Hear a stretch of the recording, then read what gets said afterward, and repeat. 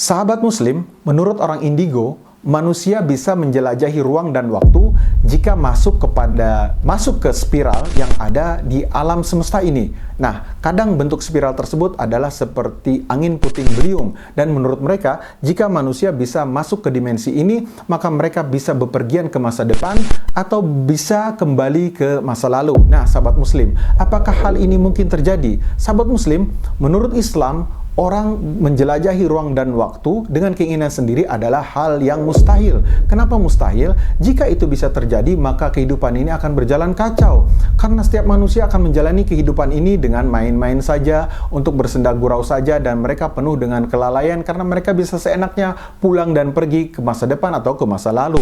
Nah, sahabat Muslim, padahal Allah telah bersumpah di dalam Al-Quran agar manusia benar-benar memperhatikan dan cermat terhadap waktu. Sampai Allah berfirman, wal asr innal insana lafi khusr. Demi masa, sesungguhnya manusia itu dalam keadaan kerugian. Nah, sampai Allah bersumpah tentang waktu ini. Dan kemudian juga dalam hadis riwayat Ibnu Abbas, yang Rasulullah SAW mengingatkan tentang 5 perkara: muda sebelum tua, kaya sebelum miskin, lapang sebelum sempit, dan sehat sebelum sakit, dan juga hidup sebelum mati. Ini benar-benar kita harus memperhatikan ini. Nah, sahabat Muslim, waktu sendiri adalah ujian yang Allah berikan kepada manusia dan juga jin, agar mereka memperbaiki diri, agar mereka bertobat, agar mereka melakukan amal soleh.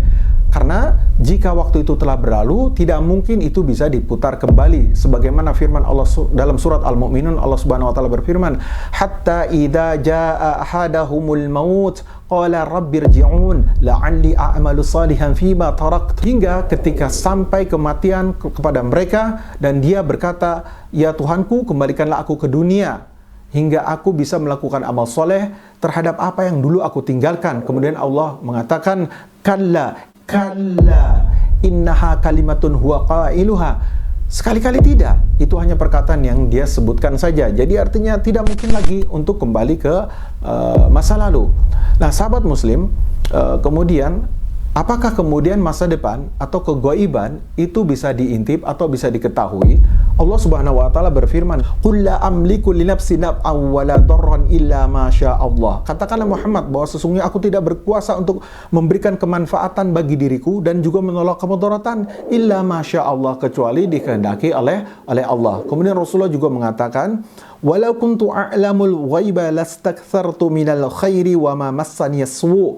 Kalau saja aku ini mengetahui hal yang gaib, tentu saja aku akan mengumpulkan kebaikan sebanyak-banyaknya, dan tentu Rasulullah tidak akan ditimpa kemudaratan sama sekali. Nah, ini menunjukkan bahwa Rasulullah tidak tahu masa depan, tidak tahu apa yang akan terjadi. Mengenai peristiwa masa depan yang sering dikabarkan Rasulullah SAW, itu sebatas wahyu yang Allah perintahkan untuk disampaikan kepada umatnya Rasulullah SAW, dan tidak lebih daripada itu. Nah, sahabat Muslim, walaupun menjelajahi waktu itu adalah mustahil bagi manusia, namun Al-Quran telah mengabarkan bahwa paling tidak mukjizatan terjadi kepada Nabi Uzair dan juga pemuda Ashabul Kahfi, di mana Nabi Uzair ditidurkan oleh Allah selama 100 tahun dan juga kemudian pemuda Kahfi ditidurkan oleh Allah selama 300 tahun lebih. Nah, sahabat Muslim, sebagaimana dalam Quran surat Al-Baqarah Allah berfirman, "Berapakah lamanya kamu tinggal di sini?" Dan dia menjawab, "Saya tinggal di sini sehari atau setengah hari." Allah berfirman, "Sebenarnya kamu telah tinggal di sini 100 tahun lamanya. Lihatlah kepada makanan dan minumanmu yang belum lagi berubah, dan lihatlah kepada keledai kamu yang telah menjadi tulang belulang." Nah, di sini Allah mengatakan bahwa dia ditidurkan oleh Allah, dimatikan selama 100 tahun. Kemudian di dalam surat Al-Kahfi Allah juga menceritakan tentang pemuda Ashabul Kahfi ditidurkan selama 300 tahun lebih.